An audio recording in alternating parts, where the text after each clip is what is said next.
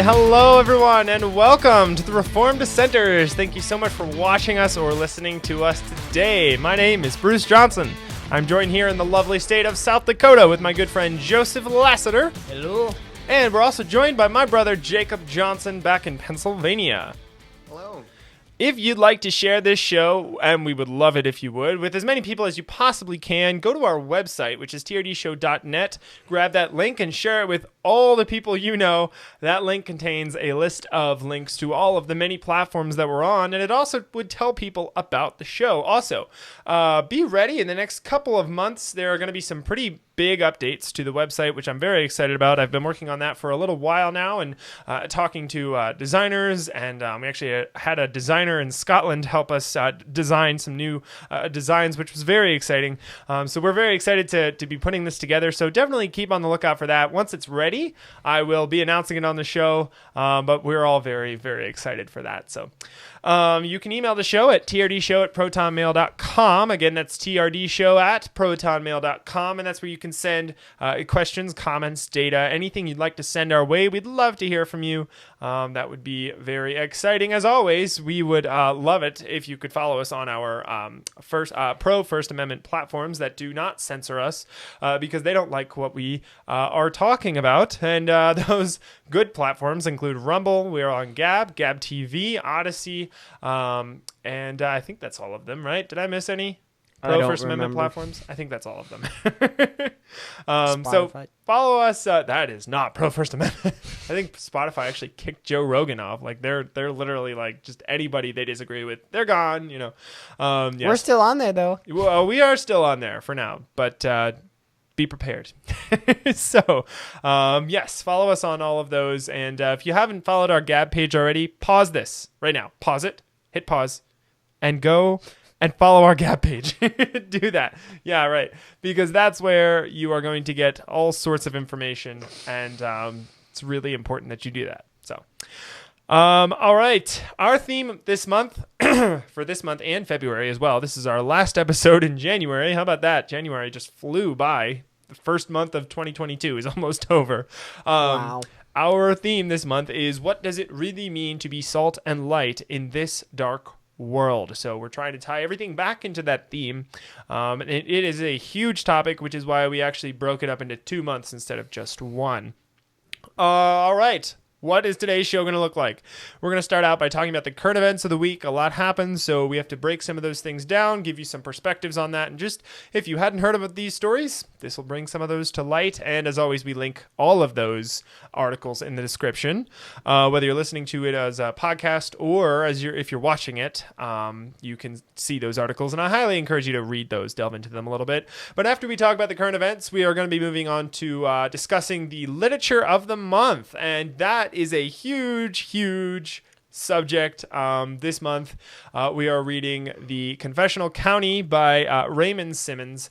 Very, very good book. And this week, we actually just read one chapter. So we're going to be breaking down that chapter. And you definitely don't want to miss that. But before we get to all of those things, we have to talk about the verse of the week. And actually, this verse came up in the reading this week, and I really, it stood out to me, and I was like, we really need to talk about this verse. It does, it's very, very good and applicable verse. So it's 2 Chronicles chapter 17 verse 14, or I'm sorry, chapter 7 verse 14. And it says, "If my people who are called by my name humble themselves and pray and seek my face and turn from their wicked ways, then I will hear from heaven and will forgive their sin and," this last part, very important, "heal their land."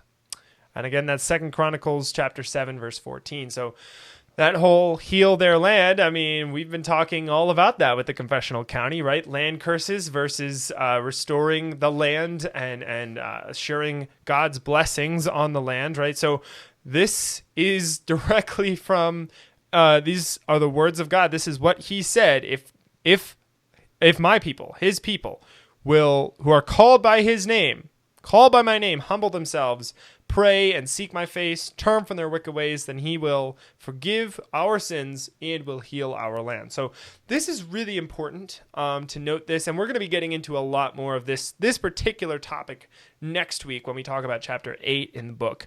But I thought that this was really important, how important it is to God that we humble ourselves, his people. We humble ourselves, we pray, we seek his face, we turn from our wicked ways. It starts at that level, starts at the individual level, but then it also bubbles up, right? He will forgive our sin, the individual, and will heal our land. That's going up to a national level, right? The civil government on a societal level, right? Heal our land. So I think that's really, really important to discuss. So, all right, let's get into our current events. And as always, Jake, we will start with you. Alrighty. So, like last week and the week before, I'm going to be talking about some judicial matters that recently happened, but I don't know if they're within the last week or so. But the very first one is, the headline goes, New York Supreme Court strikes down state's mask mandate for public spaces. Wow. That is yeah. Pretty amazing. Mask mandate for public spaces. That's New York, the New York Supreme Court. Wow. Right. So this is interesting, and the article brings up many questions which it doesn't necessarily answer. Okay. And so I was kind of confused when reading this article. But judicial matters often do that, right? Yeah. I think the first surprising point here is that it's in New York. Yeah. And this is happening. Go no further. Wait a minute. Did that just say New York? Right. And so the kind of like how this came about and sort of like the facts of the case is, as the headline says, the New York Supreme Court struck down a mask mandate for public spaces. And that would include government schools. So I think this was in cases of the public government schools, and that was brought up in the article. Wow. However, it isn't specifically the government schools. That's just another part of it, but it's all public spaces. So the reason or the cause for the case is shown here in a quote from the article, which I will read here. The agency pointed to a case in Albany County where a state Supreme Court judge denied a challenge from two school districts, ruling that Hochul and the state's health commissioner have the authority to enact a mask mandate in schools. Wow. I don't know if I'm pronouncing that name right. Hochul. Herschel? Is it Herschel County? No, it's not a county. That's the governor. Oh, I'm sorry. The new governor. Yeah. Yeah, okay, gotcha. Yeah, I don't know her name very well. Yeah, no. I heard the governor's name in the article, but I was like, I don't know what state that is. But it was New York. Yeah, we're not used to saying anything other than Cuomo, right? Cuomo. Right. Yeah. I almost said de Blasio, then I'm like, nope, that's the city. That's the mayor. Yeah. But the case, so the reason for this case and why this case was brought up was because two people from two school districts came to another Supreme Court judge to say that the governor and the health commissioner have the authority to enact mask mandates. And so since that judge denied those two challenges, then this court case was brought up and immediately went through, and so cut out the mask mandate. So it was brought up to the court because another court justice refused to hear the petitions of two people. Wow. So it's kind of like a domino effect? Is that what I'm gathering? I might be reading into this incorrectly. So It almost seems I like think- this happened as an indirect result of what you were just describing, right? Right. So these people brought up a petition towards the court, and I don't know why they brought up the petitions. They just did, saying that the governor and the health commissioner have the authority to enact mask mandates. Saying that they do And or they don't. Right, and so the court then put up a case saying that they cannot enact a mask mandate for Okay. a public space. So the petition was petitioning them to remedy what was going on and say that they don't have that ability, right? Is that what the petition was for? No, the petitions were for that they do have the authority. Oh, wow. So the court took that. They were like, we know you want that, but actually, now we actually have to make a decision, and we're going to say, nah, nope. Exactly. Wow. Yes. All right. Yep. Well, that is entirely unexpected. I mean, both sides of that, the people of New York petitioning, please keep us restricted. Like, that's entirely unexpected. Well, like, really? It's the school districts putting in the petitions. Oh, I'm sorry. All right. I'm playing catch up here. There's so much going on. That's my bad. Yeah. Wow. That is crazy. Yeah. Yep. So they are government pawns. So yeah, all right. I expect that. They buy into that religion. So yep, that makes sense.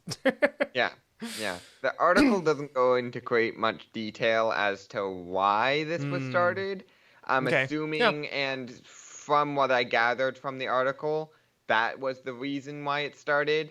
But that kind of seems a little bit odd that a court case was brought up just because of these two petitions that were denied. Yeah. So it's not even that they accepted the petitions and argued against the petitions. It's that they denied the petitions. So then they made a ruling. created this case. Interesting. Right. So that's why this is a little weird, and why I think there may be a little bit more to this, but the article playing just a game. didn't say. Yeah. Right. And I Interesting. do know that this article is a little bit left-leaning. Okay. Because they Where's it? talk Do you know about- where it's from? So the article is from Axios. Oh, yep. Gotcha. I was gonna say Axios, and then I was like, Yeah. Wow. But a little bit of a off-putting thing is that the health department did say that that the article does say that because of the health department is appealing the rule, and so there is an automatic stay. Repealing the rule, right? No, appealing. Oh. So they're looking into it and seeing if this is okay. Okay. Wow. And so there is an automatic stay placed on this order, which means that this mask mandate gets to stay until they further go through this ruling. Wow. To see if this is a okay court case. Wow. But yeah, so that's what happened with that. And then in another thing that recently happened was the retirement of Justice Breyer. Ah, yes. I'm glad you brought this up. All right, what do you got? Yeah, well, all I'm gonna say is that now Biden gets to appoint a justice. Yep. And that he's already said that he is planning on appointing a black woman right. justice. You know, the next time that they claim to want to end racism, I'm just like, you have no grounds to say that. You're like, I have to fill this position. I'm going to look at skin color and gender. That's it. Yeah. That's as deep as this goes. And like, that it's good to know that we're in safe hands. Yeah. And that is a question that arose when I was looking at this article, was that, is this legal, really? Because of the Constitution, you're not allowed to discriminate. Right, exactly. And however, I do have to say, and not that it still makes it right. It's just that nothing happened with Trump when he said when he wanted to appoint a justice, and so he wanted a woman justice. Ugh. Yep. With Yep. what was her name again? Barrett. Amy Coney Barrett. That's right. Yeah. That's right. There we go. We got a lemon. But yeah. And so I don't necessarily know if this would be a problem legally. All I'm saying is that it wasn't a problem with Trump, and I don't know why it wasn't a problem. Because if because they were going after him with everything they could. So if this actually was on the books, right. then they could. Yeah. Yep. Exactly. Totally. Exactly.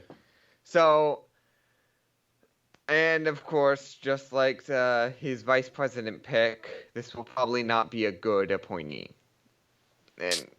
And so I just wanted to bring that up just in case people didn't hear about this, the news that the retirement of Justice Breyer, and also that Biden is appointing a black woman. So I just wanted to bring that up. There's no article tied with this, just because I didn't want to go too in depth with it. Just talking about that's something that has happened. Yeah. Yeah. So. Yeah, thanks, Jake, for breaking that down. Yeah, I'm actually not as familiar with that particular justice, so I would love maybe sometime in the future we could break down what his record looked like prior to his retirement, and just see, I mean, I doubt that he was any good, given what. But I would love to know exactly what it is that he did and what, we're replacing him with. I mean, obviously, he's from an older generation, so generally they're not as corrupt and not as morally declined. So I think this next pick is obviously going to be worse. That's what they do. They get progressively worse. So, yeah, I would be interested to see what his record was like, though. But cool. Thank you, Jake, for bringing all that up. Appreciate it. Yep. And now we maybe leave the New York twilight zone of strangeness and see what Joe's got going on. I'm going to continue in the New York twilight zone. All right. Because I'm talking about New York police. Oh, wow. All right. There was a New York police officer who was a 22-year-old male who got shot, and I don't remember all the details on it, but he was... he is now being called a hero because he got shot. Anyway, the news article for that is called "The White House blames the underfunding of some police departments for violent crime spike." Yep. And this is talking. This in here it takes place in the New York. New York Times? No, the New York Police Department. Sorry. I'm going to stop throwing out names. That's my bad. I'm just throwing you off. This is Fox News. Okay. Like New York Times, Tribune. Sorry, Joe. That's all right. And later on in this article, is it Psyche? Jen Psyche? Jen Psaki. Jen Psaki. I cannot pronounce her name. It's pronounced Saki, but I say Jen Psaki. She pointed out to gun violence as a huge reason for the uptick in crime, as well as the underfunding of some police departments and their need for additional resources. Quite frankly, it's kind of very funny to think, because everybody back in 2021, George Floyd. I'm just going to say that. 2020. George Floyd. Everybody George was Floyd like, year. "We need to defund the police," and now they're being hypocritical and saying defunding the police is the reason why we have high crime. Right. It's just one of those things that I just saw, and I'm like, yeah, it's just very hypocritical about everybody saying. Even the BLM got a little part in here, so if you wanted to read what they said in this article, be my guest. We'll put it in the description. Yeah. But it's crazy to think that everyone is saying, "Oh, the problem is the police system. We need to defund the police," and then now we're literally saying the reason we have such a high crime spike is because we have a defunded police system. Yeah. I don't know. Found it interesting. Yep. So that's all I have. Yeah, instead of actually attempting to remedy or rectify the real issues in our police department, they just cut funding to them entirely, which, obviously does lead to more crime. Rather than saying, hey, we're going to try and take a less violent approach, or hey, we're not going to allow them to get people to say, whatever that we want them to say, all of that. There's a lot that could be said about that. But they just went straight for the, money and just said, no money at all. You're no money. So you're not allowed to carry out justice at all, which I thought was very crazy. Yeah. That was my only article for this week. Yeah. Thank you, Joe. Mm-hmm. Appreciate it. All right. So continuing with the New York Twilight Zone. No, I'm kidding. Wow. No, I'm okay. kidding. Okay. This is actually. I would have been surprised if all three of us did something on New York. I'm one state off. This is about Pennsylvania, actually. Oh. Quick, find something from New York. Yeah, right. All right. What can I say about New York? Let's see. Continue this trend here. So, okay. This will shock you. Oh, no. Unless you've been paying attention, in which case you'll be like, yep, saw this coming a mile away. Okay. Here's a quote from a public school board, and they say public school in the title. Here's a quote from a government school board member. I have to fix it, Joe. I have to. I know. Jake was using that term earlier, and I was like, yes, score. Government school, not public school. All right, anyways. So a quote from them is, this dude literally said, "No, I don't work from you." And the headline is, this public school board member absolutely shreds parents and taxpayers in brutal op-ed, but observers are fighting back. The way that they're fighting back is like, really? I mean, really? The way you should be responding to this is, oh, yeah, thanks for waking me up to the truth that, yeah, you actually don't work for me. I'm going to get my kids out of here and not keep sending them to you. But no, that's not how they're fighting back. So they're not really fighting back. Anyways, some bullet points from this article. A PA government school board member, his name is Richard Robinson, wrote an op-ed for the York Dispatch. And some quotes directly from the article. Robinson told parents, "You sound like a bully," when threatening to move children out of the district over this masking nonsense. So, a bully. Those children belong to those parents, and you're claiming that they are bullies for threatening to pull them out when you are forcing them to put face diapers on their face. To be fair, they should have pulled them out years ago, decades ago. But, okay, we failed up until this point. Now we actually are going to use some of the leverage that we have because they're our children, and you're going to say that we're bullies. Wow. Okay, that should give you a little insight into their perspective. They think they own your children, and you are a bully when you try and pull your children out. That's their perspective here. He also lowered, the article says, he lowered the boom on, and then here's the quote from Robinson, parents who make the pretentious statement phrased as a foregone question, don't parents always know what's best for their child?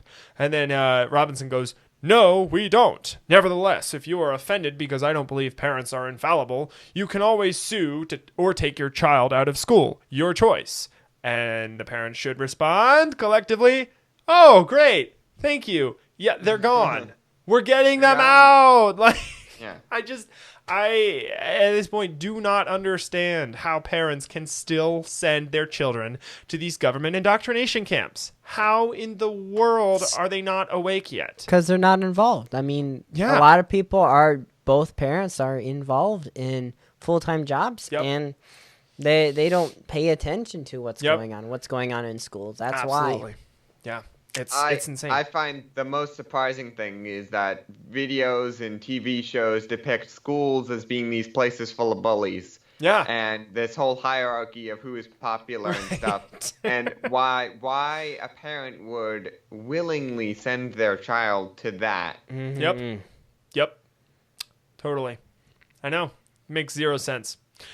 Last week, the Democratic Party of Michigan took down a social media post claiming, and here we go, you guys ready for this? Claiming that the purpose of public education is not to teach what parents want their kids taught, but what society needs them to know.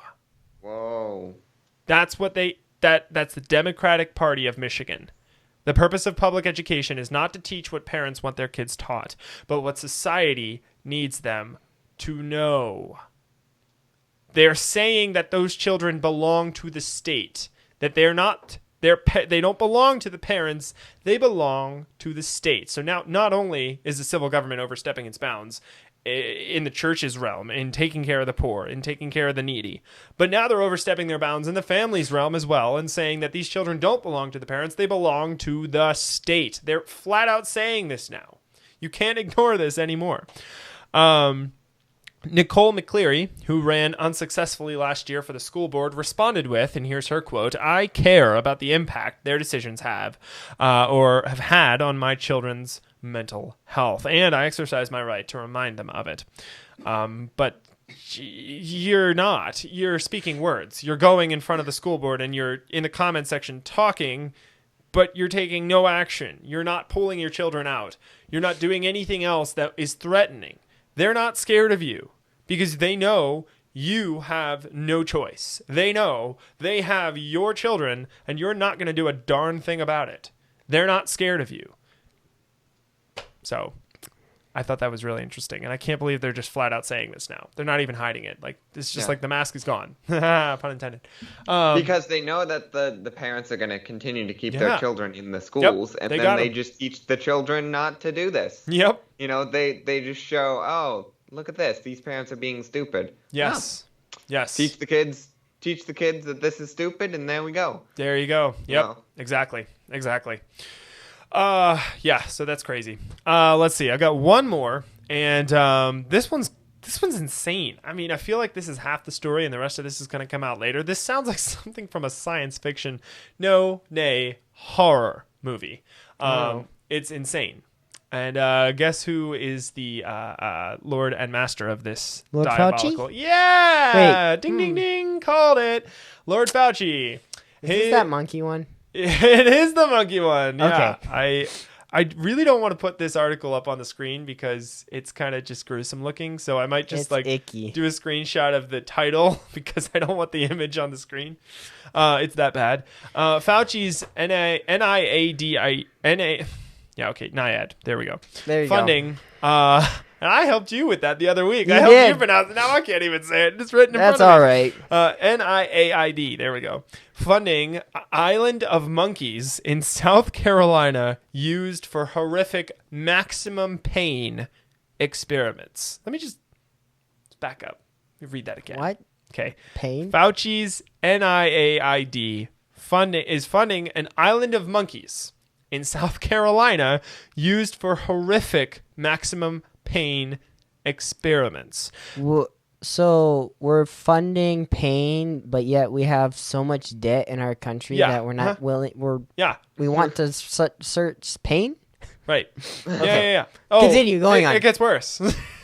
Fauci is wasting millions of tax dollars to subsidize a secretive island where primates are bred for his labs that inflict punishing pain on monkeys and ghoulishly withhold pain relief. And that's according to Devin Murphy, who is a public policy and communications manager at White Coat Waste Project. Approximately 600 monkeys are taken from Morgan Island per year and shipped to some of the federal government's most painful and cruel laboratories in this sense, for animal research. As of June 30th, 2019, there were 3,044 primates living on Morgan Island, with 77% of the population being females, according to documents obtained by White Coat Waste Project through a Freedom of Information Act request. Those FOIA acts, those things are pretty dang awesome. It is estimated that approximately 750 newborn monkeys are born on the island to await their potential use for vivisection each year, and that essentially means dissection for scientific purposes. So let's kill the monkeys and save the turtles. Yeah, right. Right. Yes. Well, at least now they are actually being consistent with their worldview, and they're not just killing human babies. They're now doing it to monkeys too. So wait. I thought evolutionists said we came from monkeys. Oh wait, that's apes. Never mind. Same thing, right, Joe? Practically. Yay, Same difference. we're killing our origin. Quote, quote. Yeah. So, yeah, I wanted to bring this up just because, I mean, one, it's another nail in Fauci's coffin. But then two, it was just really interesting. And I was like, well, that's intriguing. I would want to discuss some of the theological ramifications of some of these things. But also I probably would want to know what actually this is being used for. So, yeah. Not to mention, it's our taxpayer dollars. It is, yes. Yeah. There it is. Yeah. There it is. That is the most important thing that we should capitalize. That just literally escaped my mind, so I'm glad you brought that up, Joe. My hard-earned money of me being an electrician is going to funding these monkeys. Exactly. Yeah. That is the ridiculous part of it. Yep. Should not be done. All right. Well, those are my articles. Anyone else have anything to add before we move on to the literature segment? All right. So I'll give Joe's excited doing a dance over there.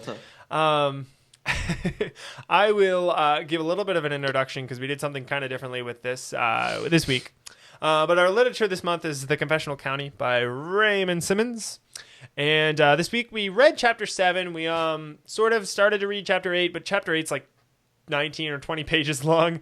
There's a lot in there, and really we didn't want to like clump it in here. There was a lot in chapter 7 we wanted to talk about, so and it was kind of a busy week for all of us anyways, so we were like, oh, this works, because there is a week in February where we were going to be just reading one chapter, so now we can group that in with the other chapters, so works out pretty well in the end. So yes, so we read chapter 7, and as always, we'll do our new format. So walk through some bullet points. New and improved format, right.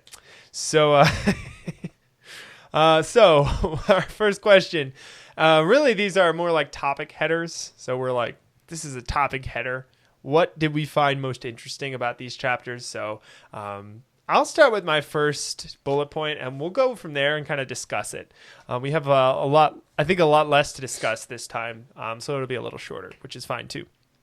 So on page 75, Simmons introduces a new term, and he's termed this national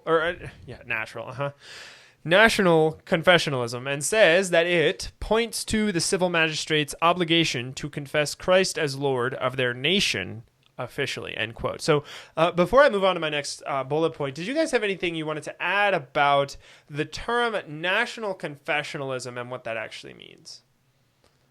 No. Okay. No. Just okay. All right. Well, we'll keep going because we are going to expound on that as we go. So okay, so he goes on to explain on pages 76 and 78 what the implications are of Jesus having been made both Lord and Christ, which he derives, that distinction he derives from Acts chapter 2, verse 36, which says, "Therefore let all the house of Israel know assuredly that God hath made that same Jesus, whom ye have crucified, both Lord and Christ." So I think that's important to note, and I wanted to draw that out because I thought that was cool. And was there anything on that topic that you guys wanted to bring up or mention or tie into something else? Go ahead, Jake. Yeah. So I was basically talking about the beginning of chapter 7 and how he was talking about Christ. After Christ's death, the disciples were to preach not only of the salvation of Christ, but that Christ was king. And that fits in. So my quote comes a little bit before I think that the quote that you said. Okay. Cool. But here it was Peter's sermon at Pentecost, the primordial Christian sermon, climaxed with the critical point that David is not king. Jesus is, and he will reign until he makes all of his enemies his footstool.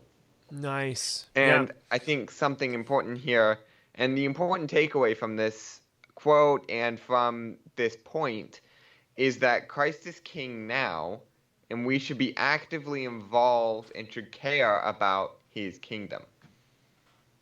Nice. That's fantastic. Yeah, thank you for bringing that up. That's also that Psalms 2 quote. A little bit of Psalms 2 thrown in there too. Yeah, that's awesome. Thank you. Yeah, it's really good. Yeah, and this whole chapter is a lot about that. I really love how just like every chapter, Simmons brings up so many more verses that talk about the facets of the gospel that the Christian church today has just thrown away, and we've simplified it down to the milk, and that's all that we ever teach. Seasoned Christians who have been in church for like decades, most of their life, they still get the milk of the word. They still get the basic version of the gospel that's not the entirety of the gospel. It's a small sliver that says, Christ died for you, you individually live for him. None of that is wrong. That's true. But they're confining Christ to this small area of their life instead of what Christ actually provides, which is an entire world, a societal change on a societal level. Individual, family, church, state, all of them were changed, by Christ and what he's done. So, yeah, every chapter, Simmons just brings this up again and again, and he figures out new ways to state this. It's just when you think there's no way he can state this another way, he finds another verse. It's like, what the heck? I had no idea there were so many verses in the Bible that talked about this, but there are. It's really amazing. It's crazy how he's able to back up a lot of his points. Yeah, and verse after verse after verse. Yeah, that's what the church should be doing. Yes, exactly, Joe. Exactly. Taking these verses and applying them to life today. Yes. Precisely. Yep. So Simmons expounds on that verse, and that verse that he's expounding on is Acts chapter 2, verse 36. And he says, and this is Simmons' quote, both Lord and Christ is important here. The gospel brings a new societal order as well as salvation, which is what we were just discussing, right? The disciples were to preach Jesus as king to the people, and they were to preach him as king to existing kings, end quote. And I think that's what Jake was just saying, right? Yeah. That's that. Maybe it's the same quote or a slightly different quote later on, but yeah, that's exactly it. The disciples were doing this. They were going and preaching to the kings of all of Athens, of cities I can't even pronounce, right? Going to these places and saying, "Repent! You are not you're not the one true king. This is the one true king. He is higher than you. You need to be under him." So, I'll do one more bullet point and then we can discuss, and then I have two more before the end of this section. So on page 76, Simmons goes into great detail discussing how Paul was arrested, not just because he preached part of the gospel, but the whole gospel. In fact, in Acts, I gotta write that, there it is, 17 verse 7, we see that he was accused of saying, there is another king, Jesus. Paul, in the same chapter, says that Christ is Lord over both heaven and earth, effectively calling the people of Athens to obey Christ's earthly rule. So Acts 17:7. So, Acts is just full of verses talking about what they did and confronting the culture, confronting the kings, and calling them to repentance, calling them to serve Christ on a societal, national level, right? This whole chapter is about national confessionalism, right? That's what these disciples did. People who were taught directly by Jesus, who founded much of what we call the modern church, right? That's what they did. All right, discussion. Since you brought up Acts 17, just Acts in general, and how you were talking about how Paul, or talking about preaching the gospel and things of that nature. One thing we really have to point to, and what was Paul, or the one thing we have to really take away from the story towards the end of Acts and Paul's journey, is what was Paul's job? What was he doing? He was going to Nero Caesar. He was going to Nero Caesar to preach the gospel to Nero Caesar, because the whole gospel. Because Nero was not a believer. If I'm not mistaken, I could be wrong on that. But obviously that there's a reason why Paul was going up. He was essentially disobeying the government and decided he's going to go right up to Nero Caesar and say, hey, Nero Caesar, you need to follow Christ. This is something that you are failing at, and you need to turn your ways. Yes, he was dissenting, if you will. Indeed. and the more reason why I bring this up is because a lot of people like to take the chapter and verse in Romans 13 about how we are to submit the government. Yes. Well, what was Paul really doing? Was he literally submitting to the government when he's going up and willing to be executed, willing to be put in prison? Yep. To go up to Nero Caesar and to go to Nero Caesar and then be executed. Yep. And that just is like, how can a lot of Christians say we're just supposed to, for one, just stand back and let the government do what the government wants to do and let the church do whatever they want to do? Yeah. It's one of those things that it all ties in together. We are supposed to be involved in government. And when the government is telling us to do things that are unchristian, we are supposed to rise up as Christians and show that we are supposed to be involved in in this world. Awesome. Fantastic observations. Thank you, Joe. You're welcome. So my next 2 points. Go ahead. Have a point? No, just that something interesting is that also Paul not only did that, but he's also the writer of Romans. Right. In Romans 13. Yeah, I think that was Joe's point. People like to use that verse, but what did the person who wrote it? He led by example. What did he do? Right. We were literally talking about that, leading by example in church today. Oh, that's true. Talking about elders, right? And their roles in the church. Yeah, leading by example. Yep. Yeah, I heard a sermon on Romans 13, and the pastor said you must submit to rightful authority. Yes, like we were talking about in God and government. Yeah. Yeah. Yeah. Yep. As long as that authority is following biblical scripture, then we shall follow it. Yeah. But it was descriptionary. It was describing what a what's the right word? What a valid civil government looks like. These are the things that they do. And I can tell you right now, our civil government, based on that description in Romans 13, is not a valid government that has authority from God. Yeah. Yeah. Very good point, Jake. Thanks for connecting those dots. All right. Last 2 points in this section, and we'll move on to the second section. I have a point after your 2 All points, right, great. Well, I'll bring these up, and then we'll go into that. So Simmons adds to this conversation on page 77 by saying, and here's his quote, a little bit of a long quote, but it's a really good one.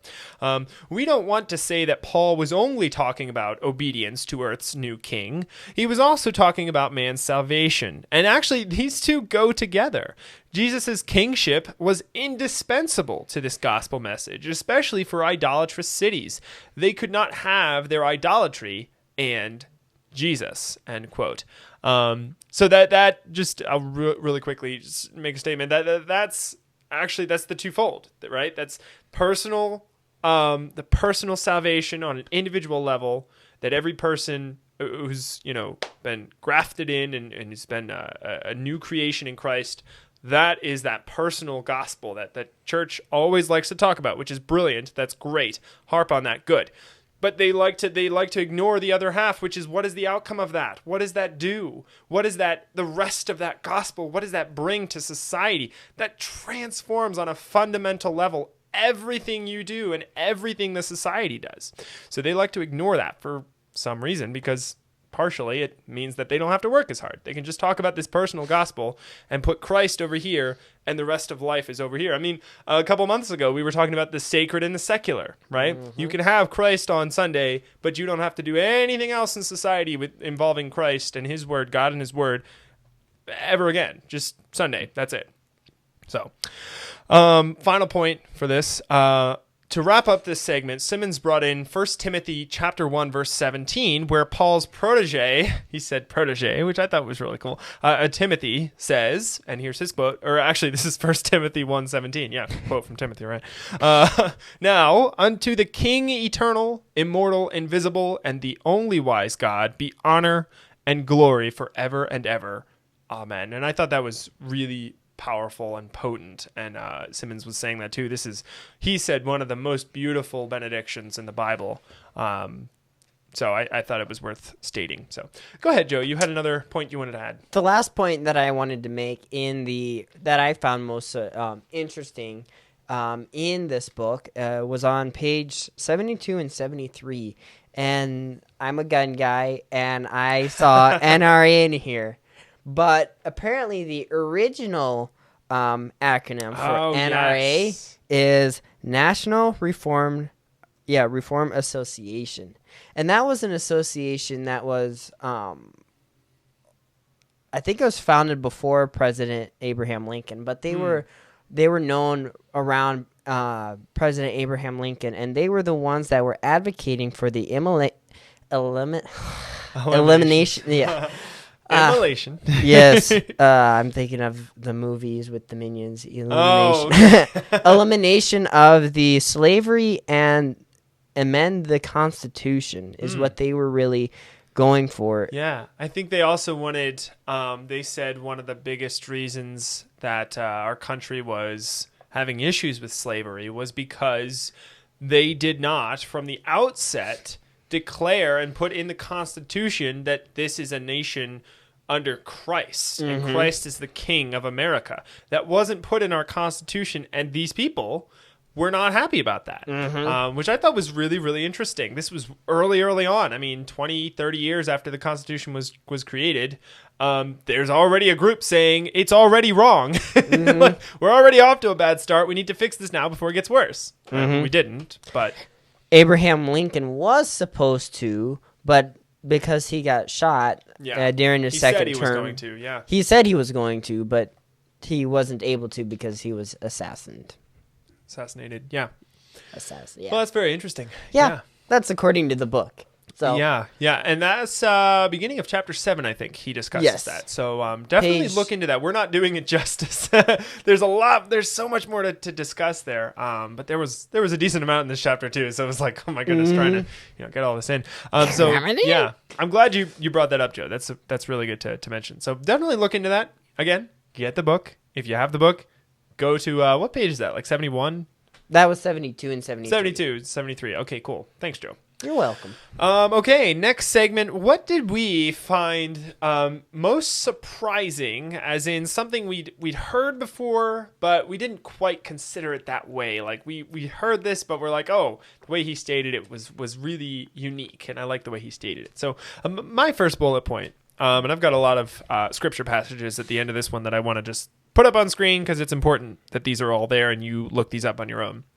But on page 78, Simmons discusses even more biblical proofs of Christ's kingship over the entire earth and really zeroes in on his reign over the civil government, right? That's what national confessionalism is all about. So he zeroes in on that for this chapter. He lists multiple biblical proofs, and I think it's important to also list them here. And so here they are. I'll have them up on screen, so definitely check these out. Psalm chapter 2, verses 6 through 12. Also, Psalms 110, verses 1 to 2. Daniel chapter 7, verses 13 and 14. Isaiah chapter 9, verses 6 through 7. Acts chapter 2, verses 33 through 36. Matthew 28, verse 18. Ephesians chapter 1, verses 20 and 22. And then finally, Philippians chapter 2, verses 9 through 11. So I'm saying these all out loud for podcast listeners. If you guys want to, pause it, scrub back, listen to those again, look them up. It's really, really important. I mean, when we first started this show, one of the big things we wanted to promote was you doing your own research, you looking this up, right? Unlike Don Lemon, we actually think it's important for you to look up some of these things on your own and do your own research. So do your own research. Look these things up. Look these verses up and read through these verses. So let's see. So that's my first bullet point. You guys want me to do a second one? Go ahead. Okay. Sounds good. All right. He goes on to briefly describe what people mean when they say they want national confessionalism. So these are the proponents, the people who want national confessionalism. I think I speak for us all when I say that's what we want, right? So Simmons says that they emphasize the requirement for all nations to officially declare allegiance today to Jesus Christ in their public documents. The proponents of national confessionalism also want to devise political structures and policies that honor God and promote his justice. end quote. And I really like that last bit. Devise political structures and policies that honor God and promote his justice. Not earthly justice, not what our own minds can concoct, but biblical, truthful justice created by God, which he's given to us to utilize.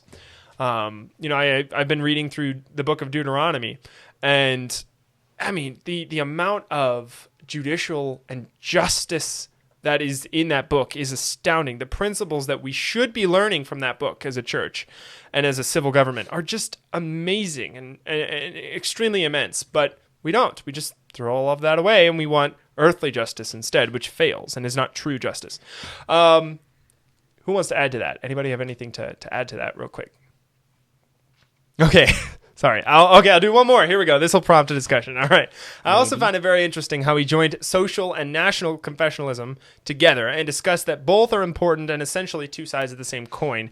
On page 79, he says, social confessionalism and national confessionalism can both be exercised in the confessional county. The concept of Christendom brings both types of confessionalism together, such that one could not imagine them separate, end quote. So I thought that was cool. And I'd love to discuss this with you guys, the aspects of social and national confessionalism. What did you guys get from that? I know it's a big question, but are there anything that stood out to you that you want to compare and contrast between national and social confessionalism? Anything that was interesting? I definitely resonated with his last point where he said, we couldn't imagine them being separate, which was hard for me to okay, we've been talking about social confessionalism up until this point, and then he's talking about national confessionalism, and I'm like, how is it different? How are they separate? Did anyone else think those same sort of things? I think so, and they both feel like very broad and large things, like it is national.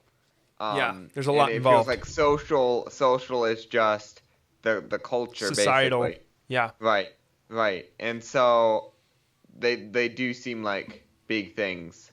Yeah. And that's what I would say. Yeah, for sure. All encompassing. Yep. Cool. Anything you wanted to add, Joe? I was just confused, and I just need to continue reading it and back and trying to understand it more. Gotcha. Yeah, there's definitely a lot here, for sure. Okay, wrapping up this section.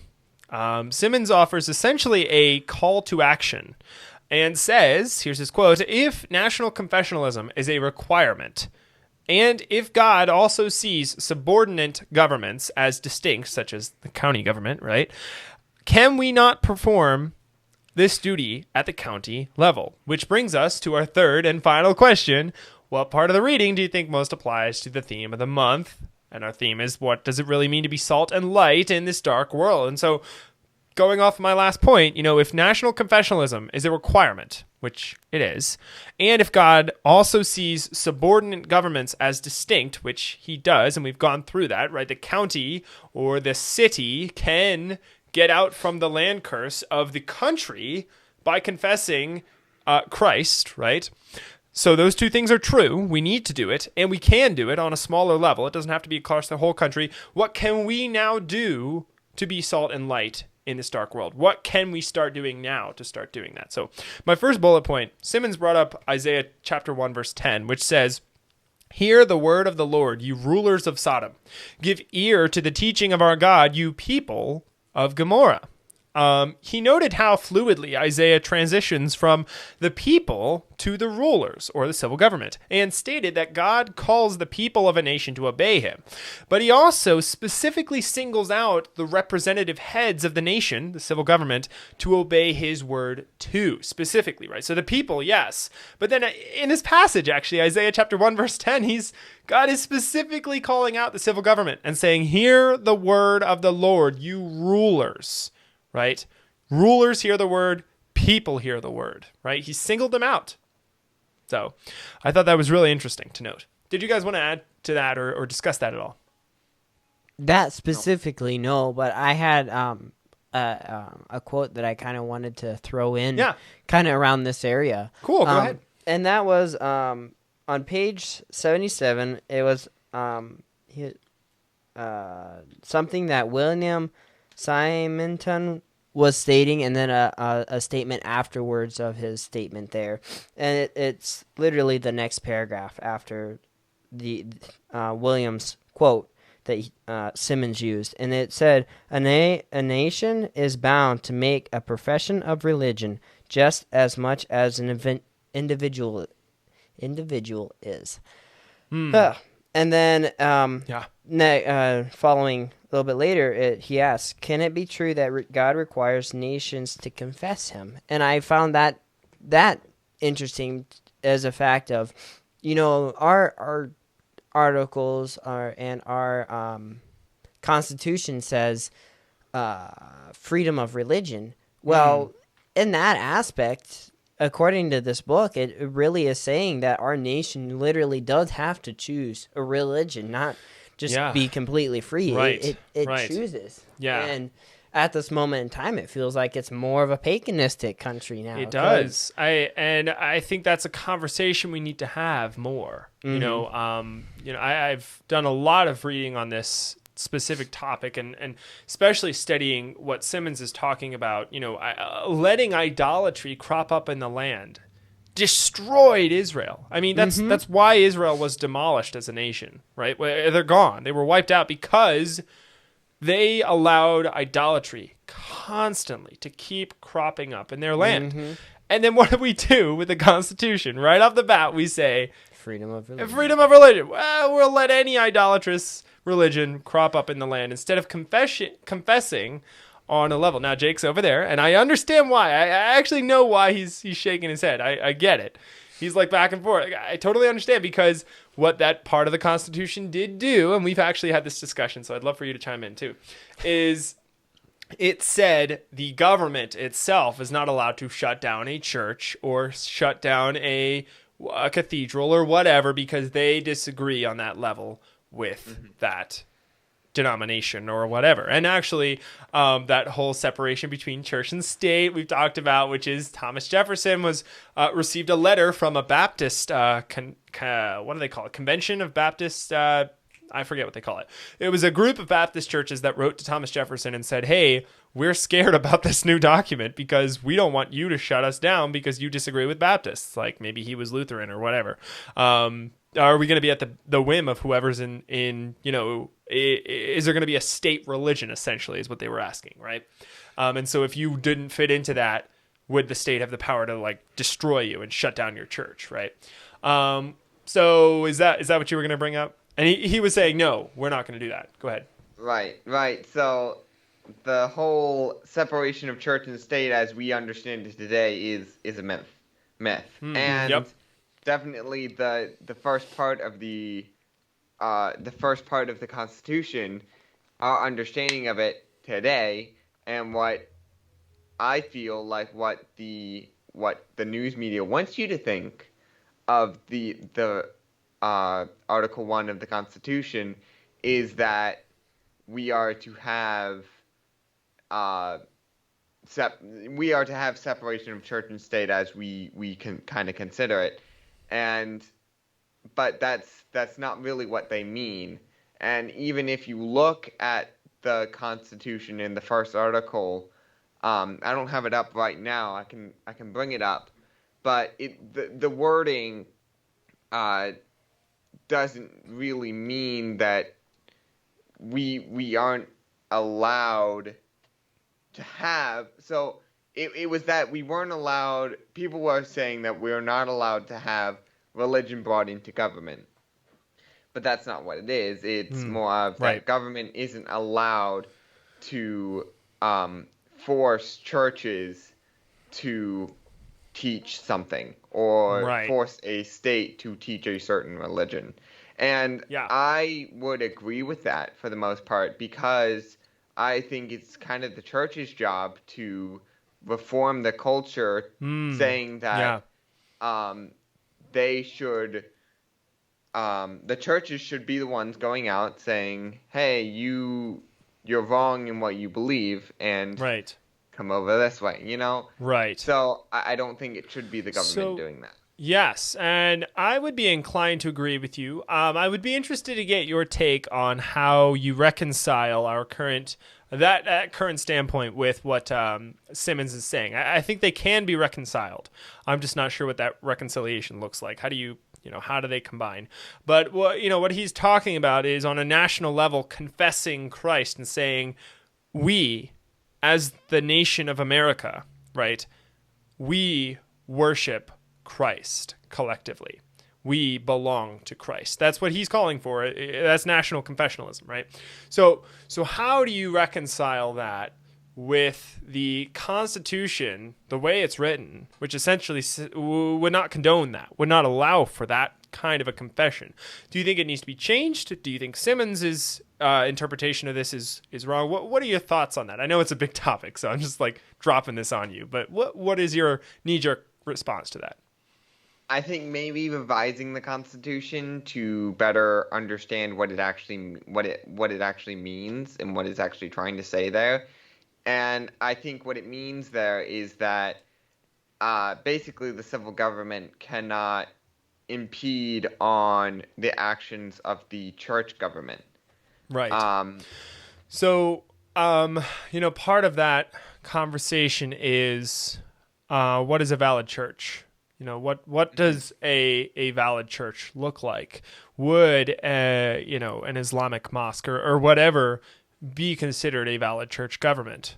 I think these are the sorts of things we need to consider and really understand. Is this on that level? What is idolatry, and where is the civil government allowed to go and step in? So for us, in order to call it a church government, we're following the Bible, right? And so in order for it to be a valid church, I think it would also need to be following the Bible. Yeah. And so, yeah. And that's what I would say to that point. Yeah. Cool. Thank you, Jake. Yeah. These are discussions that I think are really important to have. Seeing as how historically, when a nation, not just Israel, but Rome and Greece and all nations throughout history, when they start to accept idolatry, they allow that to fester and grow as a cancer in their country, it poisons it, and it eventually destroys it, crumbles it from the inside out. Its foundation is gone. So, yeah, I think we need to be discussing these sorts of things more. Yeah. And actually, I just realized I didn't really answer your question before of how I would concede the two. And how I would concede it is saying that I think, yes, the politicians and the people inside of the government should be confessing Christ, but I don't think that should be because the government's saying you must believe in the Bible. I think that's from the church actually doing their job, yes, and teaching the politicians and teaching the people, so that unless they confess Christ in the government, the people will vote them out, or they'll be at least scorned for not doing that. Yes, and I think you've hit upon the distinction. And that's an important distinction to make. Where's the line? At what point is the civil government out of it, right? So I believe it should be in our documents that Christ is our king, the Bible is our standard.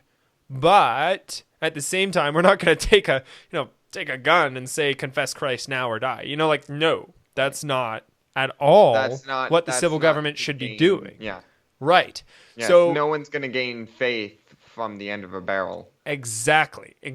And that's vitally important. That's not at all what the Bible calls for, what God is looking for here. And the Founding Fathers got that aspect of it, which was great. I just wish that they also, and I think Simmons and the NRA of the early 1800s said the same thing, wish that the Founding Fathers had on that other level put in their documents that the Bible is our standard, Christ is our standard, and confess him publicly as a nation that way. So, yeah, there's a difference between saying we are a Christian nation and we're going to confess Christ and then actually going to the citizens and, harming them physically.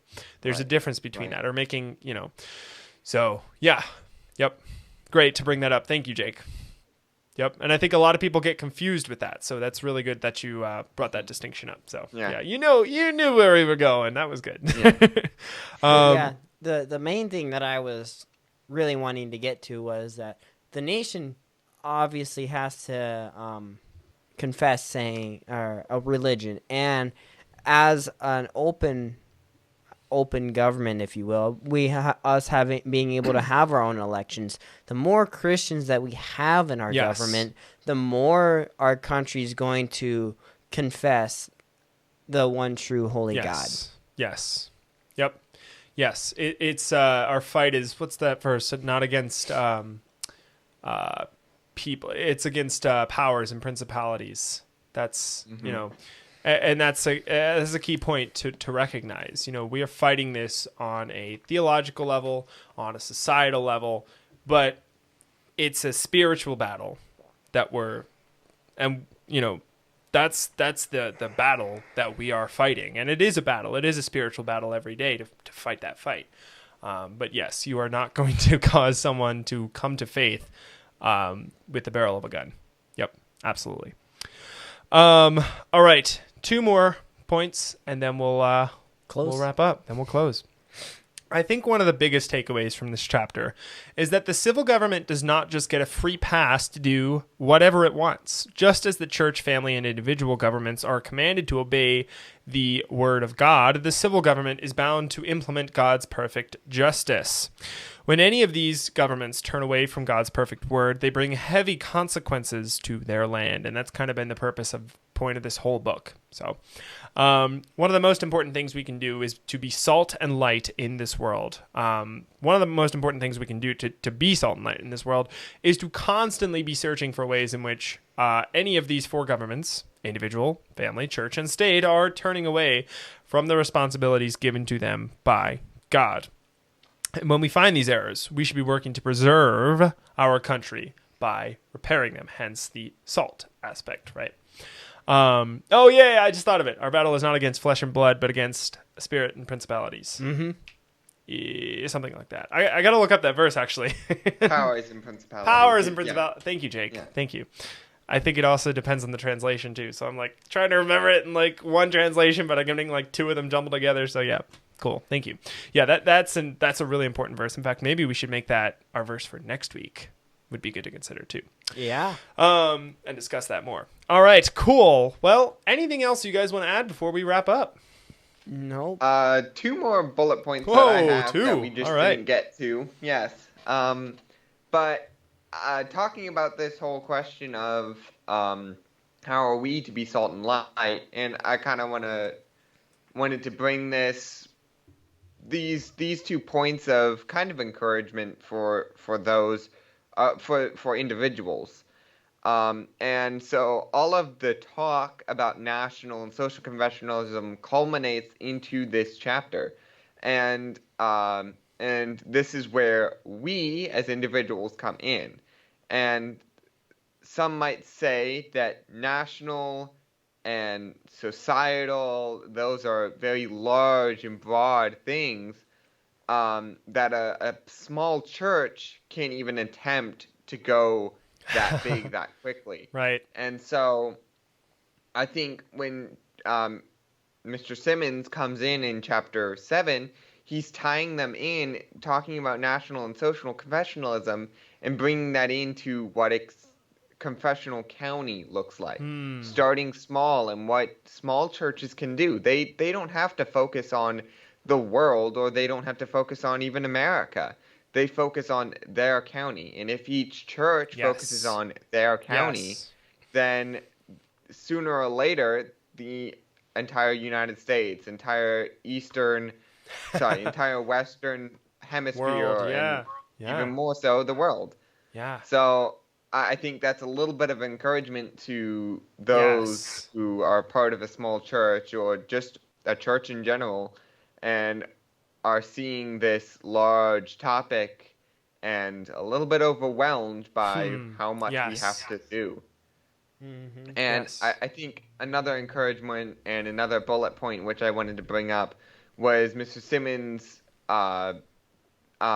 through talking about the Gentiles and the age of Christendom, he also was talking about after Christ told his disciples to go, therefore, we have had centuries of Christendom since.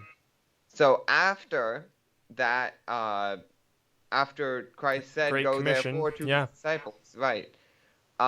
We've had ages of Christendom, and actually it's called the Age of Christendom, because since Constantine, which was not long after, or maybe a little bit longer, but I think it was either indirectly or directly caused by the Great Commission.